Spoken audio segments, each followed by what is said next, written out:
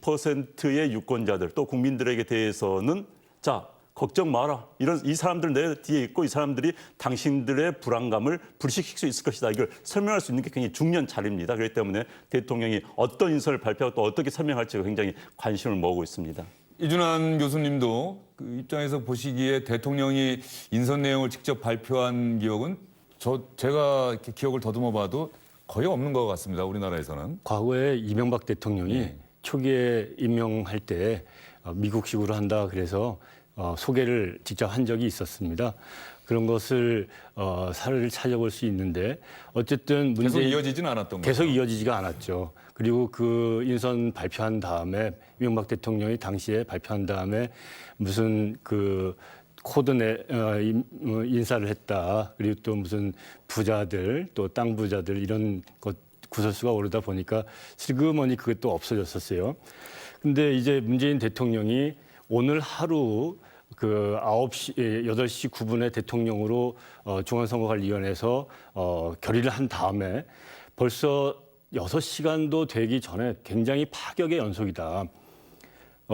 현충원을 방문한 다음에 돌아오는 길에 야당 당사를 갔어요. 네. 약속을 공약으로 했지만 대통령으로서의 의전도 있는데 국회 안에 있는 그 사무실이 아니라 당사를 직접 방문하고 원내대표를 만나주고 또 가서 하는 말들이 모든 야당을 돌아가면서 얘기하는 것이 한 번만 이러지 않겠다.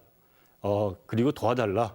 그리고 박수가 두 손이 있어야지 소리가 난다. 나도 칠 테니까 같이 화합해달라.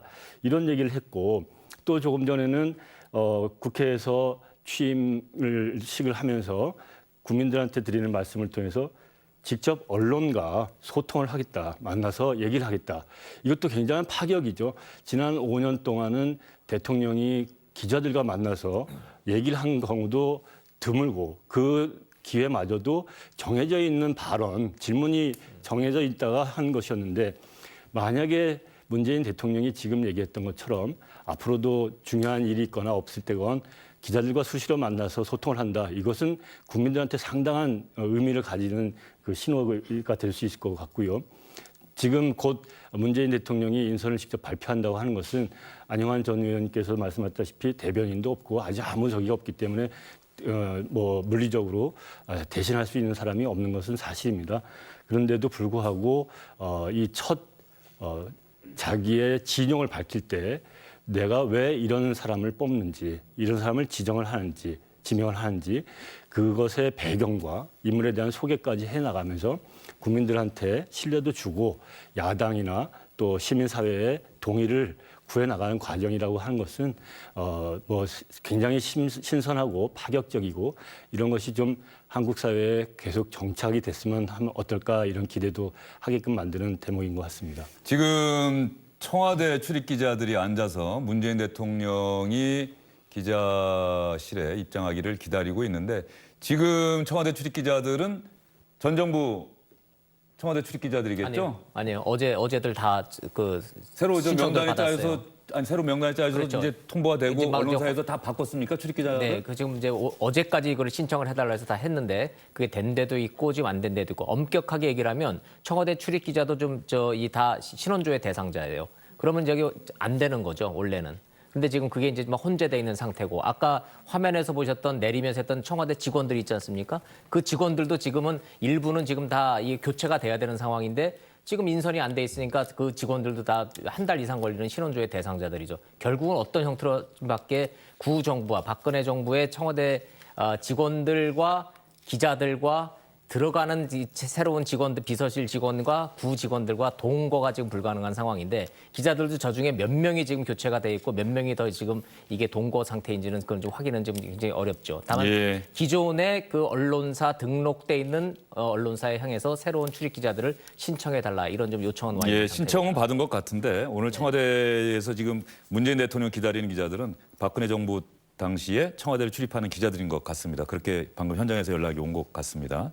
그러니까 신청은 받았고 아직까지 청와대 출입기자 새로운 정부가 출범한 지 오늘 첫날이기 때문에 청와대 내부 인선도 지금 다 마무리되지 않고 그래서 출입기자들 새롭게 신청받고 출입증 발부하는 데 시간이 좀 걸릴 것 같습니다. 지금 저한테도 문자들이 오는데 지금 인사들 언론사들이 난 것 같아요. 그래서 이제 몇몇 기자들이 뭐 여의도에 있는 정치부에 출입하다가 지금 청와대로 뭐 발령이 났다. 뭐 그동안 뭐 감사했다 이런 문자들 오는 거 보니까 지금 언론사에서 인사를 하고 있는 것 같습니다. 네, 네. 그런 면에서 어젯밤 보면은 상황이에요. 청와대 출입 기자들의 역할이 정말 중요하죠. 청와대 출입 기자들이 이제 문재인 대통령이 언론과 소통하겠다고 얘기를 했는데 청와대 출입 기자들이 사전에 약속되지 않은 질문들, 정말로 국민들이 궁금해하는 질문을 가감 없이 대통령에게 해야 되는 그런 역할을 이번 청와대 출입 기자들은 해야 된다는 그런 부담도 있을 겁니다. 또 반드시 해야 되는 몫이고요. 그렇지요. 사실 이제 그동안은 못했습니다. 그렇죠. 예. 그동안 못했고 사실 질문한다 하더라도 어느 정도 계획하에서 뭐 구도하에서 하는 경우가 굉장히 많았었는데 사실 이제 기자들 물어본다는 것은 국민들 대신 물어본 거나 마찬가지입니다. 네, 지금 안영환 의원이 말씀하신 동안에 문재인 대통령이 입장을 했습니다. 그리고 내정자들도 함께 들어왔습니다. 시청자 여러분, 새로운 정부의 새로운 대통령이 첫 인선을 발표하는 장면 시청자 여러분 한번 직접 지켜보시죠. 안녕하십니까.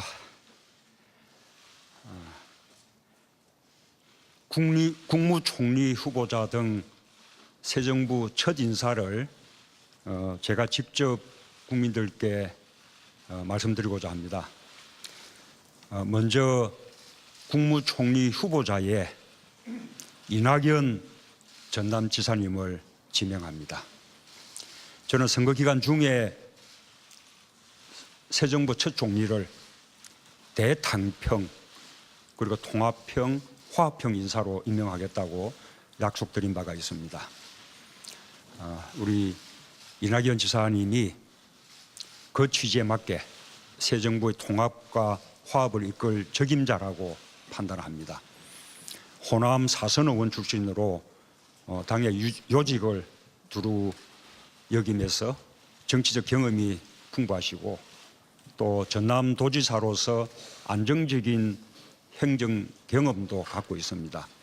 오랜 기자 생활을 통해서 균형감도 잘 갖추었다고 생각합니다. 아시다시피 지금 상황은 하루속히 국정을 안정시켜야 하는 비상과도기입니다. 윤핵관 내각, 통합형 내각을 신속하게 출범시켜야 하는 그런 상황에서 내각과 국회, 언론과 국민 여론을 두루 파악하고 있는 안정적 인사가 총리로서 첫 내각을 이끄는 것이 무엇보다 중요하다고 판단했습니다. 우리 이 후보자님 지명은 호남 인재 발탁을 통한 균형 인사의 시작이 될 것입니다.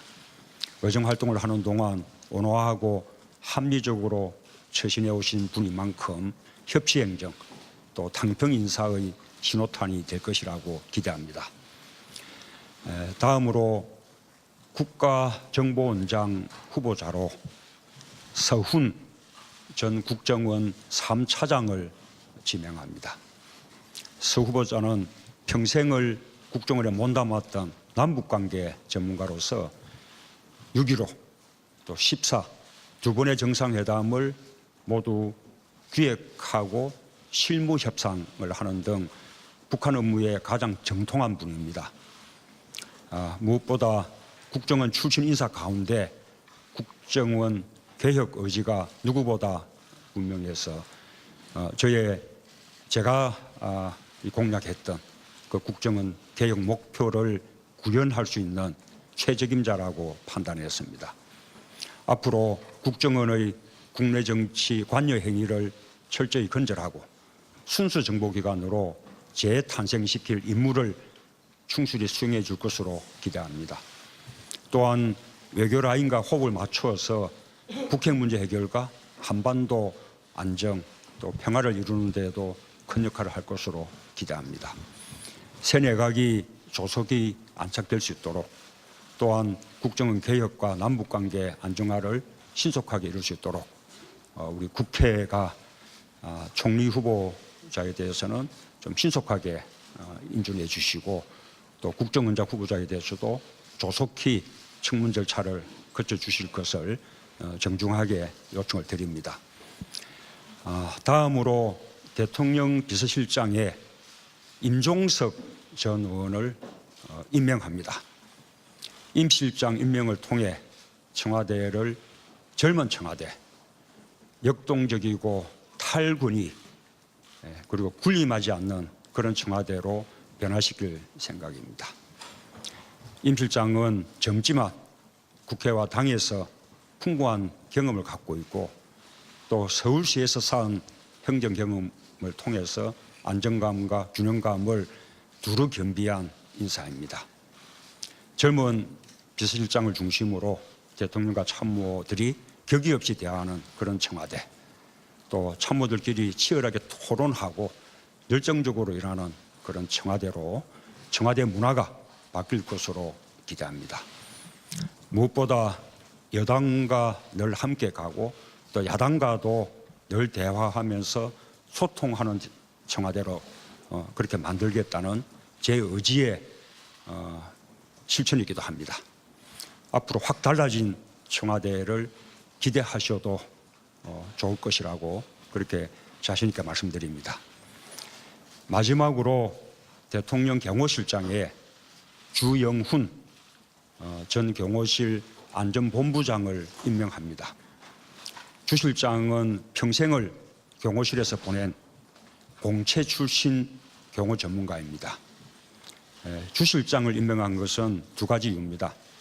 친근한 경호, 열린 경호, 낮은 경호를 목표로 경호실이 거듭나도록 할 책임자라고 판단했습니다. 청와대 조직 개편안이 통과되는 대로 경호실도 개혁이 필요합니다. 조직을 안정시키고 개혁도 추진해 주기를 기대합니다. 무엇보다 저의 공약인 광화문 대통령 시대를 잘 뒷받침해 줄 분으로 그렇게 판단합니다. 최근까지 광화문 대통령 공약 기획위원회 부위원장으로 활동해온 만큼 신속하게 청와대 이전 작업을 추진해 주고 또 광화문 대통령 시대에 맞는 경호 조직의 변화와 새로운 경호제도 또 새로운 경호 문화의 정착을 위해서 이렇게 힘써 주실 것으로 그렇게 기대를 합니다. 더 이 구체적인 궁금한 사항들은 우리 세 분에게 질문해 주시면 세 분이 직접 답변하시도록 하겠습니다. 앞으로도 오늘처럼 좀 국민들께 보고드릴 중요한 내용은 대통령이 직접 그렇게 말씀드리도록 하겠습니다. 감사합니다. 예, 대통령께서 퇴장하시겠습니다.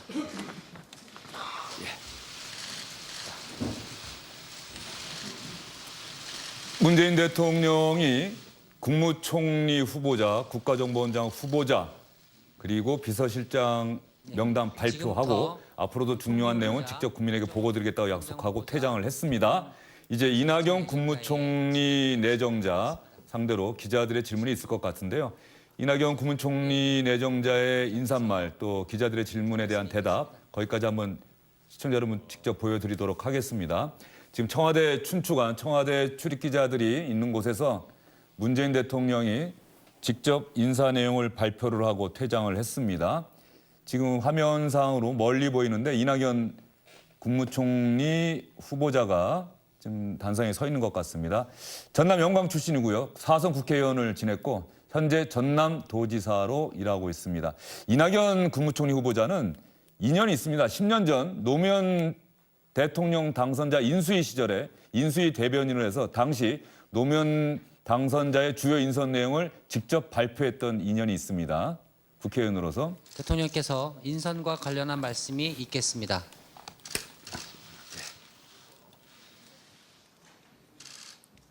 예, 안녕하십니까.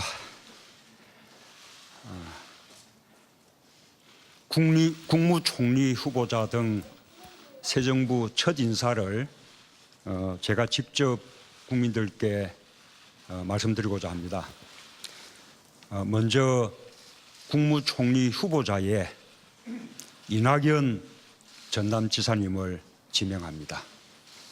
저는 선거 기간 중에 새 정부 첫 총리를 대탕평 그리고 통합형, 화합형 인사로 임명하겠다고 약속드린 바가 있습니다. 우리 이낙연 지사님이 그 취지에 맞게 새 정부의 통합과 화합을 이끌 적임자라고 판단합니다. 호남 4선 의원 출신으로 당의 요직을 두루 여기면서 정치적 경험이 풍부하시고 또 전남도지사로서 안정적인 행정 경험도 갖고 있습니다. 오랜 기자 생활을 통해서 균형감도 잘 갖추었다고 생각합니다. 예, 지금 조금 전에 문재인 대통령이 직접 인선 내용 발표했고요. 이낙연 국무총리 내정자 그리고 서훈 국가정보원장 내정자에게 기자들이 궁금한 점이 있으면은 직접 질문하시고 자세히 답변할 것이다라고 했는데 현재 현장에서 화면이 안 들어오고 있는 모양이죠. 예, 현장에서 만약에 화면이 들어온다면 들어오는 대로 여러분께 보여드리도록 하겠습니다. 그 현장 화면 들어오는 대로 다시 한번 시청자 여러분들께 꼭 보여드리도록 하겠습니다. 문재인 대통령이 지금 다시 보여드리려고 생각을 했는데 지금 그런 현재 순서가 진행되기 있기 때문에 예, 지금 들어왔습니다. 직접 보시죠. 그리고 책임 총리 말씀을 주셨습니다. 네, 대통령께서 선거 기간 중에 이런 말씀을 하신 것으로 기억을 합니다. 내각은 총리의 책임하에 그리고 각 부처는 장관의 책임하에 일하도록 하겠다 이 말씀을 주셨는데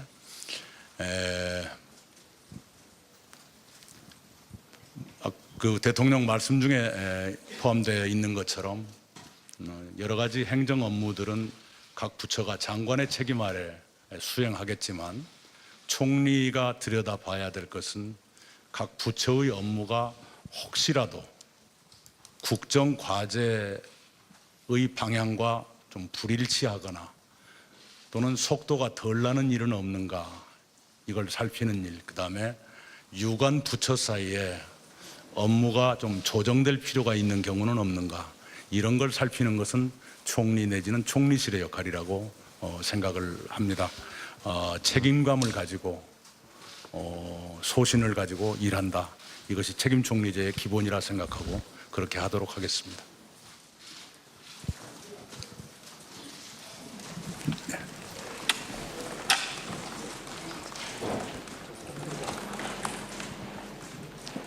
총리 내정을 축하합니다. 경상일보 김두수 기자입니다. 앞으로 국회 인사청문회가 남아있긴 합니다만은 지금 지역 경제가 대단히 어렵습니다. 그래서 총리로 취임하신 직후에 국정 운영의 가장 최우선 순위를 좀 말씀해 주시면 감사하겠습니다. 네. 네, 한두 가지가 아닙니다. 안보 외교의 위기를 타개하는 일, 그리고 중장기적으로는 그 위기를 타개한 바탕 위에서 당당한 평화국가로서 위상을 세우는 일이 매우 중요하다고 생각합니다. 근데 그것은 시간이 좀 걸릴 겁니다. 내치에서는 역시 제도의 개선이 수반되어야 할 문제로서 여러 곳에 있는 불공정, 불평등 또는 부조리한 일들을 바로잡는 것, 이것이 기묘한 일이겠지만 그것 또한 시간이 걸릴 겁니다. 우선은 일자리 그리고 서민 생활의 안정화가 시급하다고 보고 있습니다. 그러고 제도의 개선까지 가지 않더라도 개선해 나갈 수 있는 것은 있다고 생각합니다. 예를 들면 대기업과 중소기업의 임금 격차, 또 정규직과 비정규직의 임금 격차를 좁혀가는 일, 이것은 경제 주체들의 의지와 합의만 있다면 굳이 제도를 만들기 이전에라도 상당한 정도까지 개선될 수 있다고 평소부터 믿고 있습니다.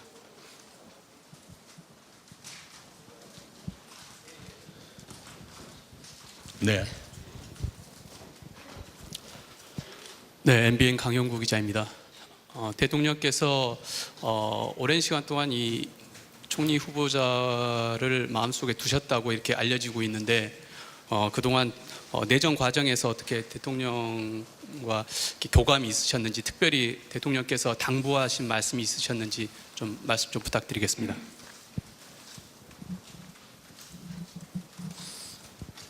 네, 대통령님과 저는 자주 만나고 자주 교감하고 그런 관계는 아니었습니다. 그런 관계가 아니었음에도 불구하고 모르겠습니다. 저만 그랬는지 모르지만 상당한 정도의 신뢰감을 가지고 상대를 대해왔다고 생각을 합니다.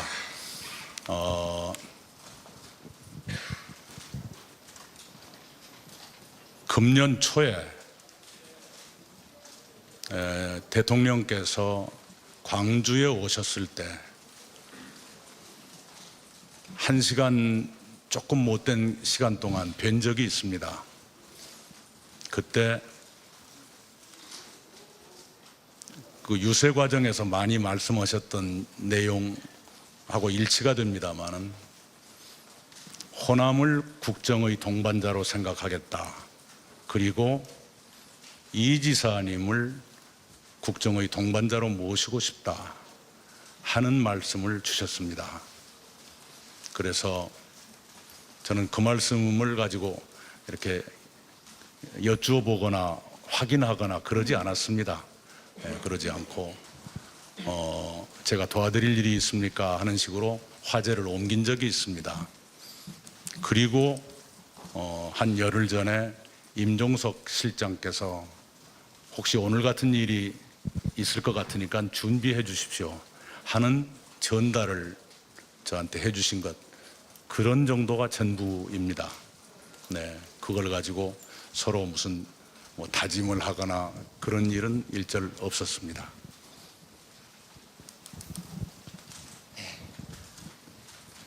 또 총리 후보님과 관련된 질문은 또 한 분이 더 계시는 것 같죠? 있으신가요? 예. 그러면 일단 마지막 질문을 하겠습니다. 양해 바랍니다. 네. 내일신문의 박준규입니다. 먼저 이렇게 총리로 지명되신 걸 축하드립니다. 저는 두 가지 질문을 드리겠는데요. 책임 총리라고 하면은 내각에 대한 책임도 있겠지만 대통령과의 관계도 되게 중요하다고 봅니다. 지난 정부에서 대통령과 국무총리 간의 관계에서 이 국정 운영의 문제점에 대해서 직접적으로 대화하는 소통의 관계가 잘 안 됐다, 이런 지적이 많았습니다. 앞으로 대통령과의 의견 차이가 있었을 때에 어떻게 대응하실 것인지 그 부분 말씀해 주시고요. 이 부분은 뭐 안보나 경제나 마찬가지입니다. 두 번째 질문은 지금 야당, 그러니까 보수 정당 쪽과의 이 분열이 투표로 나타났지만은 많은 사람들이 걱정을 하고 있습니다. 이런 부분에 있어서 혹시 두 번째 질문 조금. 예, 지금 야당인 보수 정당과의 관계에서 우리가 지난 대선 표심을 봤을 때에 분열의 여지가 상당히 있다, 이렇게 우려하는 목소리가 있습니다. 이 부분을 치유하기 위해서 혹시 야당의 정책이나 야당의 인사를 적극적으로 반영하거나 또 임명 제청하실 의사가 있으신지 말씀해 주십시오. 예. 아니, 다른 분은 쉬운 것을 한 가지만 물어보시던데 어떻게 어려운 것을 두 가지나 물어보십니까? 우선은 국정 운영에 관해서 의견 차이가 생기지 않을 거라고 생각합니다. 여러분 아시다시피 저는 김대중 대통령 시절에 당의 대변인을 했었고, 노무현 대통령께서 후보 또 당선자이시던 시절에 또 당의 대변인을 했습니다. 대변인이라는 건 자기 소신을 감추고 남의 코스프레하는 그런 자리는 아니라고 생각합니다. 자기와 철학이 일치돼야 대변인 노릇을 할 수 있는 것이니까요. 그런 점에서 문재인 대통령님과 저는 그 당시에 같은 대통령 후보를 모셨던 그런 처지이기 때문에 철학의 차이가 별로 없을 것이다, 이렇게 보고 있습니다. 만약에 실행 방법이라든가 이런 것에 의견 차이라기보다는 저에게 좋은 아이디어가 있다면 언제든지 말씀드리도록 하겠습니다. 야당과의 관계는 기본적으로 제가 막걸리를 참 자주 마시는데요. 요즘 건강 생각해서 일주일에 이틀 정도는 마시지 말자, 이런 정책을 세웠습니다. 막걸리라도 마셔가면서 야당 정치인들과도 틈나는 대로 소통을 하겠습니다. 과거에 동지들이었고 10년 이상을 의정활동을 같이 했던 분들이 많으시니까요. 그분들과 허물없는 얘기해가면서 정책 얘기도 하고 사람 얘기도 하고 정책의 차이도 얘기를 하다 보면 굉장히 이게 접점 같은 것이 발견될 수 있거든요. 네, 그래서 접점은 찾아서 키우고 도저히 의견 차이가 있는 것은 뒤로 미루고 하는 그런 지혜를 발휘하면은 얼마든지 정책의 협력 이런 것이 가능할 거라고 생각을 합니다. 인사 문제는 저 혼자 개별적으로 만나서 누구 좋으니까 어떻게 쓰자 이런 것보다는 조금 당을 통해서 또는 저보다 높은 차원의 큰 틀의 논의가 선행됐으면 합니다. 어떤 협치의 틀을 가질 것인가, 그리고 어떤 분들 또는 어느 분야에서 어떤 정당의 분을 모실 수 있을 것인가, 이런 것들이 어느 정도 논의될 필요가 있다고 생각을 합니다. 그런 논의가 선행되지 않고 제가 즉흥적으로 뛰어다니면서 뭘 한다는 것은 잘못하면 책임 총리가 아니라 무책임 총리가 될 수도 있다, 이렇게 생각합니다. 네, 감사합니다. 네, 고맙습니다. 이상으로 총리 후보님의 일문일답이 있었습니다. 다음은 국정원장 후보자님의 말씀이 있겠습니다. 이낙연 국무총리 후보자의 질의응답 끝났고요. 서훈 국가정보원장 후보자의 이야기입니다. 바로 질문하도록 하겠다고 얘기를 했습니다. 아침에 대통령님께서 취임사를 하시면서 한반도 평화를 위해 여건이 조성되면 평양에도 가시겠다고 말씀하셨습니다. 여건이 여러 개가 있을 것 같은데요. 우리 서훈 내정자께서 생각하시는 평양을 갈 수 있고 남북 대화를 할 수 있는 여건은 어떤 여건인지 말씀해 주시기를 바랍니다. 일단 남북 관계가 지금 대단히 경색되어 있는 건 뭐 우리 국민들 모두 안타깝게 생각을 하고 계시죠. 남북 정상회담 얘기를 꺼내는 건 아직은 조금은 시기상조다, 이렇게 일단 말씀을 드릴 수 있겠고요. 정상회담은 그럼에도 불구하고 필요합니다. 말씀하신 대로 어떤 조건에서 정상회담을 할 수 있느냐, 최소한 한반도의 군사적인 긴장을 매우 낮출 수 있다. 그리고 가장 우리한테 지금 시급한 안보 위협이 되는 북한 핵 문제를 해결할 수 있는 물꼬를 틀 수 있다. 뭐 그런 조건들이 성숙되면 평양에 갈 수 있다, 이렇게 생각을 합니다.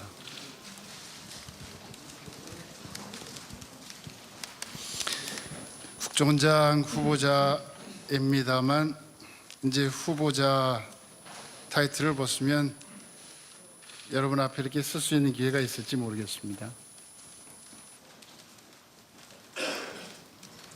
그래도 관심이 없으시면 그만할까요? 네, 저쪽 말씀하시죠. 예, 오마이뉴스 이경태 기자입니다. 현재 이제 국정원 개혁이 굉장히 과제가 되고 있는데 국정원장이 되신다면은 국내 정치 파트를 과연 없앨 수 있을 것인가? 그 부분에 관심 모아주고 있는데 후보자님의 생각을 좀 듣고 싶습니다. 그리고 혹시 국정원에서 지금 기존과 같이 셀프 개혁안을 제출한다면 그 부분에 대해서 어떻게 받아들이시고 처리하실 것인지도 궁금합니다. 먼저 국정원의 정치 개입을 근절하는 것은 어제 오늘의 숙제가 아닙니다. 사실 많은 정부에서 그런 노력을 또 시도를 했습니다만 큰 성공을 거두지는 못한 채 오늘날까지 왔죠. 그래서 국민들한테 심려도 많이 끼쳐드린 것도 사실이고요. 저는 개인적으로 그렇게 생각합니다. 이번이 마지막 기회다.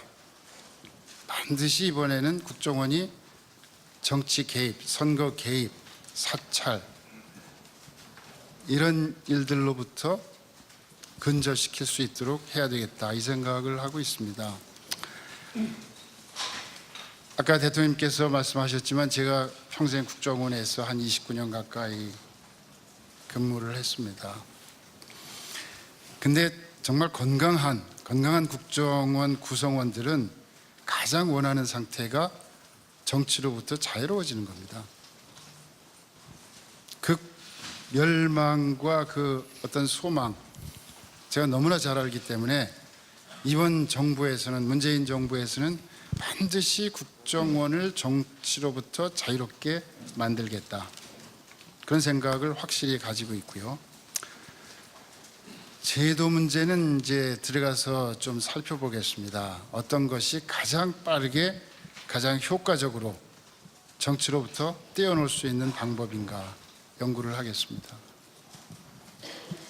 네, 다음 질문 없으시면 임종석 비서실장님 질문 받겠습니다. 서훈 국가정보원장 인사 말씀 후보자 있겠습니다. 질문 받고 대답했습니다. 안녕하세요. 임종석입니다. 임종석 대통령 비서실장입니다. 제가 저 언론인들 전화를 잘 받기로 유명한데 어제 오늘 전화를 못 받아 죄송합니다. 대신에 한 통화도 안 받는 것으로 신의를 지키려고 나름 노력을 했으니까 양해해 주셨으면 하는 바람이고요. 앞으로 더 잘 소통하겠습니다. 제가 대통령님 말씀 중에 제일 좋아하는 대목이요. 기회는 평등할 것입니다. 과정은 공정할 것입니다. 그리고 결과는 정의로울 것입니다 하는 대목입니다. 문재인 신임 대통령님께서 항상 정의롭고 따뜻한 대통령으로 국민들 가슴에 기억되실 수 있도록 성심껏 모시겠습니다. 성심으로 모시되 예스맨이 되지는 않으려고 노력하겠습니다. 중요하다 생각하면 늘 직언하고 대통령님과도 격의 없이 토론하도록 노력하겠습니다. 대부분의 평범한 국민들은 스스로 약자라고 생각하시는 것 같습니다. 이 사회적 약자가 모두 인간다운 삶을 누릴 권리가 있고 그 권리가 평범한 상식으로 자리 잡도록 하기 위해서 정부가 존재한다고 생각합니다. 국민들 목소리를 항상 잘 들어서 대통령님께 잘 전달하도록 최선을 다하겠습니다. 한 가지만 더, 비서실 하면 자꾸 뭐 좀 비밀이 많은 것처럼 국민들은 생각하시는 것 같습니다. 비서실 운영을 투명, 소통 두 가지 원칙을 가지고 운영하도록 노력하겠습니다. 특별히 우리 언론인 여러분과 잘 소통하겠습니다. 잘 부탁드리겠습니다. 네, 질문 있으신 기자분 계시면 의사표시해 주시기 바랍니다.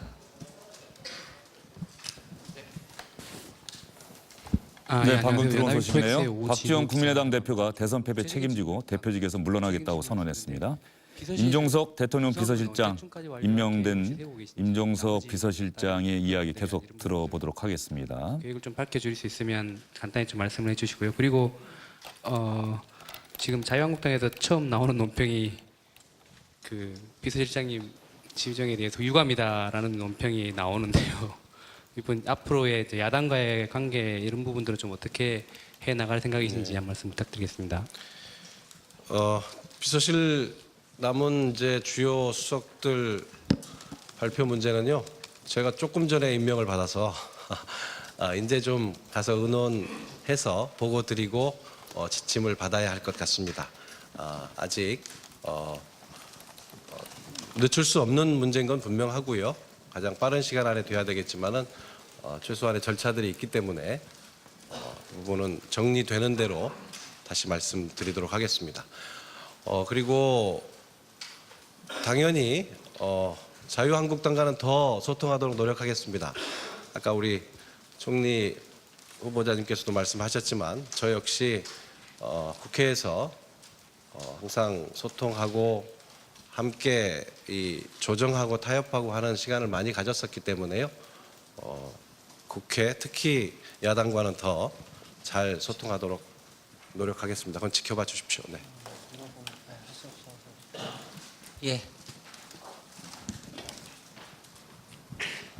네, 프레시안의 박세열 기자라고 합니다.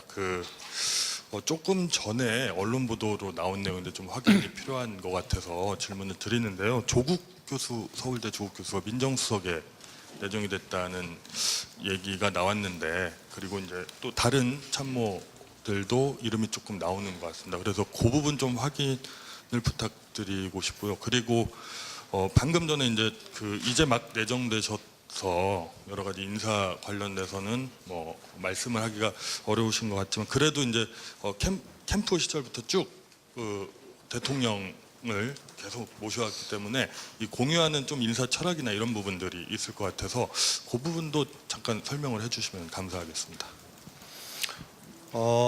글쎄요. 이제 원칙적으로는 아까 제가 말씀드린 것처럼 이제 필요한 업무들을 인수하고 또 이 빠른 시간 안에 비서실이 일을 할 수 있도록 오늘 좀 보고를 드리고 지침을 받아야 제가 뭐라고 말씀을 드릴 수 있을 것 같습니다. 언론에 거론되고 있는 부분에 대해서는 아직 구체적으로 결정된 것이 없는 것으로 제가 알고 있고요. 오늘 내일 중으로 그런 부분들을 보고 드리고 지침을 받도록 그렇게 하겠습니다. 그리고 아까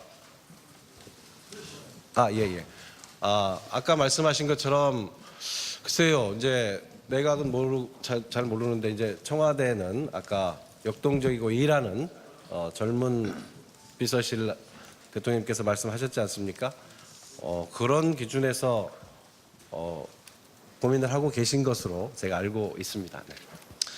네, 다음 그 황교안 총리와의 이제 오찬 회동 브리핑 등 주요 브리핑이 예정돼 있어서 이상으로 공직 후보자와 대통령 비서실장의 모든 기자회견을 마치도록 하겠습니다. 감사합니다. 네. 2017년 5월 10일 문재인 더불어민주당 정부가 출범하면서 국민 여러분은 새로운 모습 또 보시게 됐습니다. 대통령이 직접 자신의 첫 인선 내용을 청와대 출입기자들 앞에서 직접 발표했습니다. 앞으로도 이런 중요한 내용이 있으면 직접 국민께 보고드리겠다는 약속도 했습니다. 그리고 이낙연 국무총리 후보자 야당과의 소통 강조했습니다. 서훈 국가정보원장 후보자 남북 정상회담 필요는 하지만 지금 논의하는 것은 시기상조다. 북핵 문제 해결에 물꼬가 트인다면 남북 정상회담은 필요하다. 이런 인식을 보였고요. 임종석 대통령 비서실장은 대통령 잘 보필하겠지만 귀에 듣기 좋은 얘기만 하지는 않겠다. 야당과 소통 잘하겠다. 그리고 일부 지금 소문처럼 떠돌아다니는 조국 서울대 교수의 민정수석 임명에 대해서는 아직 결정된 바가 없다. 이렇게 얘기를 했습니다. 그리고 국무총리와 국가정보원장을 후보자라고 부르는 이유가 있습니다. 국회 인사청문회 거쳐야 하고요. 특히 국무총리는 국회의 동의를 받아야 국무총리로 임명이 될 수 있기 때문에 후보자라고 하고요. 대통령 비서실장은 대통령이 임명하면 바로 직무를 수행하게 됩니다. 그러면 여기서 이낙연 국무총리 후보자, 임종석 대통령 비서실장 임명된 임종석 대통령 비서실장의 양력을 여러분께 간단히 보여드리도록 하겠습니다. 자, 이낙연 국무총리 후보자 올해 65살이고요. 전남 영광 출신, 서울대 법대를 졸업했고 4선 국회의원에 현재 전남도지사로 일하고 있습니다. 현직 광역단체장이 내각에 임명된 것은 사상 최초가 아닌가 싶은데요. 좀 더 확인해 본 다음에 또 여러분께 말씀드리겠습니다. 그리고 대통령 비서실장 임명된 임종석 비서실장 올해 51살이고요. 전남 장흥 출신입니다. 한양대 졸업했고 전대협 의장을 지냈죠. 80년대 대학을 다녔던 분들은 기억을 하실 겁니다. 재선 국회의원 출신이고 얼마 전까지는 서울시 정무부시장으로 박원순 서울시장을 보좌를 했었습니다. 그리고 서훈 국가정보원장 후보자는 올해 63살이고요. 조금 전에 얘기했죠. 29년 동안 국가정보원에서 일했다. 이렇게 얘기를 했습니다. 그리고 노무현 정부, 김대중 정부 때 있었던 남북 정상회담, 두 차례 남북 정상회담 때 모두 역할을 했었다. 문재인 대통령이 직접 이렇게 설명을 했습니다.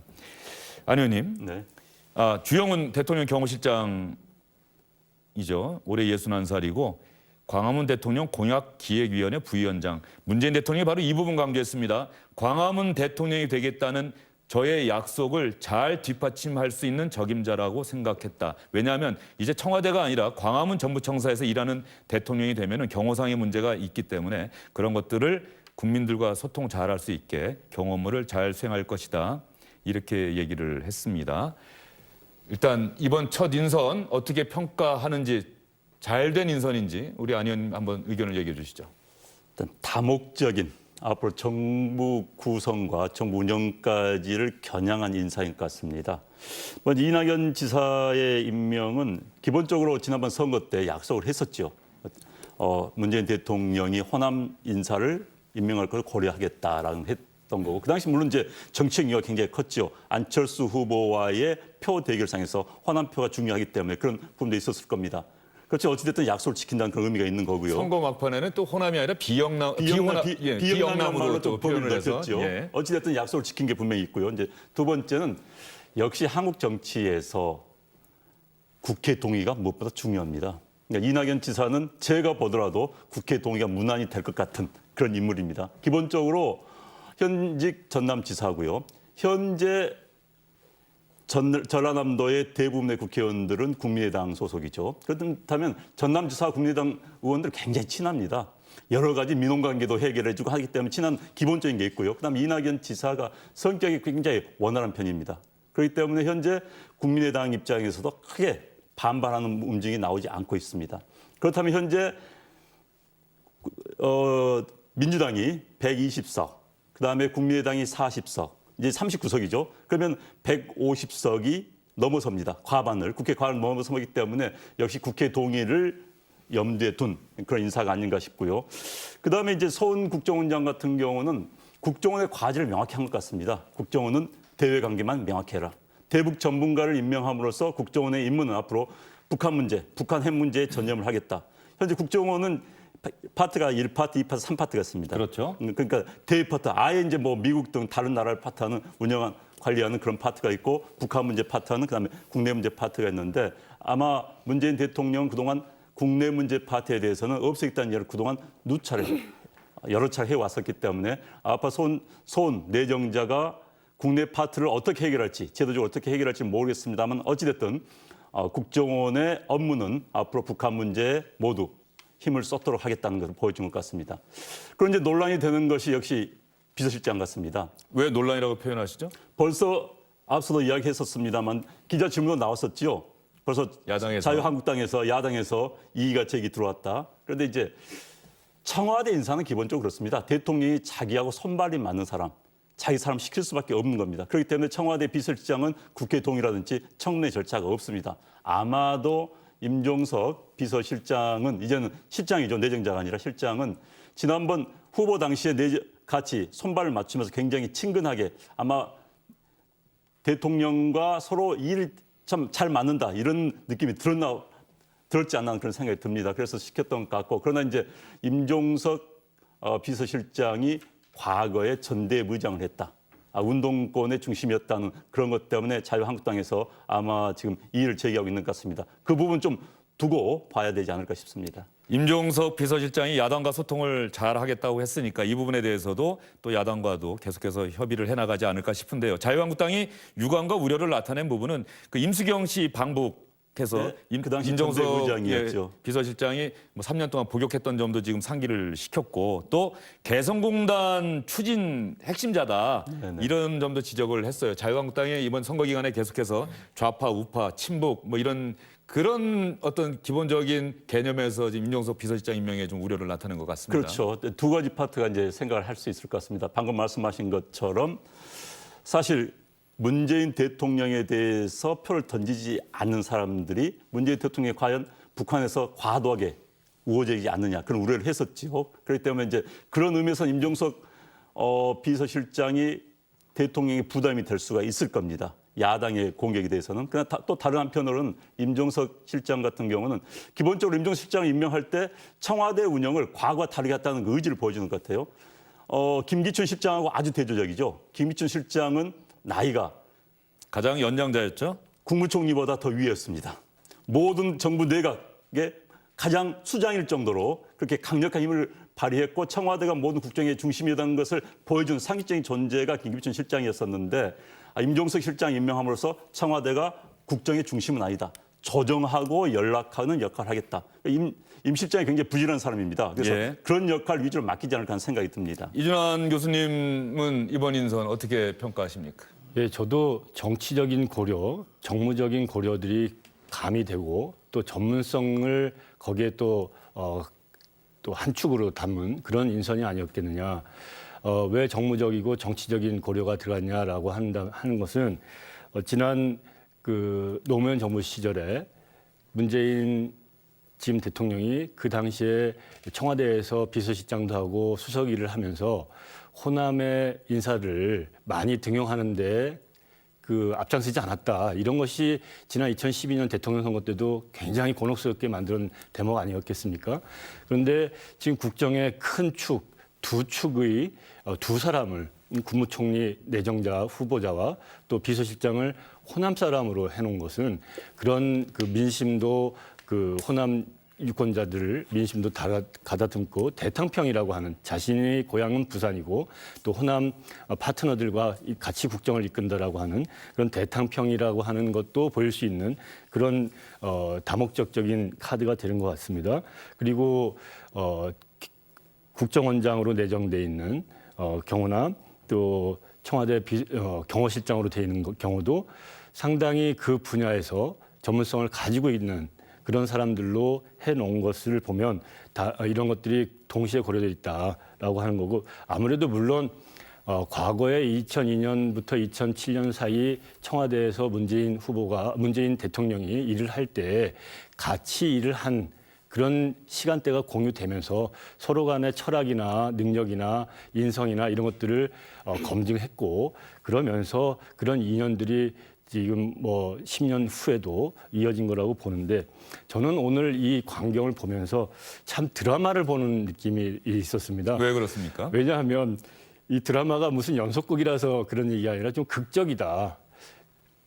국무총리 후보자로 돼 있는 그 이낙연 지금 후보자 같은 경우에는 기자 출신이었습니다. 근데 기자 출신인데 국회의원도 하고 현역 도지사도 하고 지금 총리 내정자로 후보자로 가는데 기자들의 질문을 받고 있어요.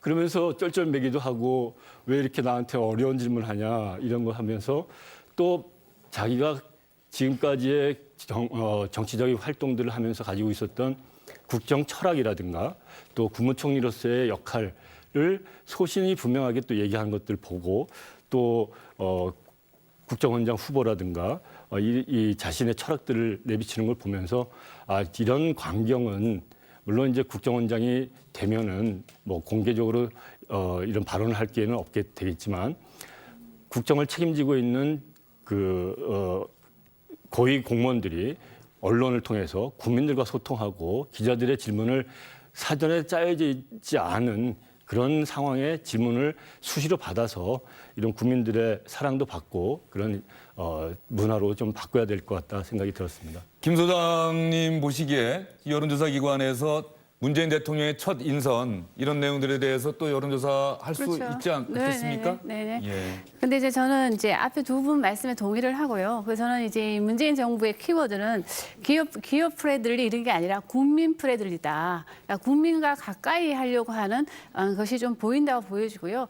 좀 한 가지 좀 드는 생각은 문재인 정부에서 정무직, 고위직에 오르려고 하면 일단은 말은 좀 잘해야 될 것 같아요. 말을 못하고 좀 소통이 능하지 않으면 좀 힘들지 않을까 생각이 좀 들고요. 그럼에도 불구하고 저는 문재인 대통령이 당선이 됐을 때 다른 후보와 크게 차별화된 점이 있다면은 바로 국민들은 대통령 선거는 이 나무만 보지 않고 숲도 같이 본다는 겁니다. 그러니까 그런 면에서 국민들이 상당히 이 문재인 후보에게 좀 높은 평가를 줬다고 생각을 하는데요. 그런 관점에서 봤을 때 오늘 이 인선은 첫 인선은 바로 국민들이 처음으로 문재인 정부의 첫 평가를 하는 건데요. 저는 그런 관점에서 봤을 때 저는 그 노무현 정부가 실패했던 것 중에 하나가 바로 코드 인사거든요. 그러니까 그런 관점에 봤을 때 혹시 이것이 반대 진영에서 봤을 때는 너무 코드 인사가 아닌가 하는 그런 우려가 좀 들게 하는 거다. 물론 전체적인 강요 명단을 봐야 되겠지만 오늘 발표된 세 분의 명단을만 보고는 이거 야당에서 충분히 제기할 수 있는 코드 인사가 아니냐 하는 이런 말을 처음부터 들을 수 있다 이런 생각이 좀 들면서 물론 뭐 여론은 어떻게 갈지는 모르겠지만 어쨌든 그렇게 후한 점수는 받기는 좀 힘들지 않겠냐 하는 그런 예감은 좀 듭니다. 예, 김 소장님 말씀처럼 그렇게 생각하시는 분도 있을 것 같고 문재인 대통령의 첫 인선이 대단히 잘 됐다 또 생각하시는 분도 있을 것 같으니까 여론조사 꼭 하셔서 네. 그 결과를 한번 나중에 보여주시기 바랍니다. 알겠습니다. 문재인 대통령 세 분 말씀 들어봤더니 두 분은 어쨌든 좀 후하게 평가를 하신 것 같고 김명훈 소장께서는 조금 코드 인사적인 성격이 있는 것 아니냐 이렇게 얘기를 했는데 남북관계 개선에 대한 의지가 담긴 인사다 이런 생각도 좀 들어요. 지금 저는 오늘 서훈 내정자의 말을 굉장히 주의 깊게 들었습니다. 굉장히 인상적이었어요. 사실 내정자가 거기에 나와서 이렇게 자신 있는 이야기 할 수가 없습니다. 굉장히 자신 있는 이야기를 했습니다. 정상회담은 아직은 시기상조다. 정상회담은 이야기도 굉장히 단정적인 이야기입니다. 그런데 그럼에도 필요하다. 여건이 뭐냐? 이제 여건이 되면 정상회담 할 수 있다고 문재인 대통령이 이야기했습니다. 그럼 여건에 대해서 본인이 설명을 해요. 군사적 긴장을 낮출 수 있다. 핵 문제 해결에 물꼬를 틀 수 있다면은 평양 갈 수 있다. 그런데 이 이야기를 저 자리에서 할 수 있는 이야기가 아닙니다. 그렇다면 이 이야기에 관해서는 대통령이 이미 수차례 심도 깊은 이야기를 했다는 것밖에 안 되는 거거든요. 그리고 앞으로도 이 이야기는 결국 즉시 북한과의 물밑 대화에 들어갈 수 있다는 이야기를 어느 정도 암시한 거로 볼 수가 있는 겁니다. 그래서 서훈 내정자가 앞으로 어떤 행보를 보이고 또 어떻게 국정을 운영할 것인가가 남북관계에 굉장히 영향을 미칠 것이라는 생각이 듭니다. 네, 지금까지 문재인 대통령의 첫 인선 내용 대통령이 직접 발표했고요. 또 후보자 또 임명된 사람들의 이야기 여러분께 직접 보여드렸습니다. 원일이 기자, 문재인 대통령이 지금 이 시간쯤이면은 첫 업무 지시를 내린다 이런 얘기를 제가 들었는데 지금 3시 반 맞죠? 네, 맞습니다. 일자리 위원회죠. 일자리 위원회 구성하고 지금 가시적인 액션 플랜을 지금 내놓으라는 거예요. 그게 이제 1호 지시 사항이라는 거죠. 그럼 이제 그 위원장이 지금 김진표 의원으로 좀 돼 있잖아요.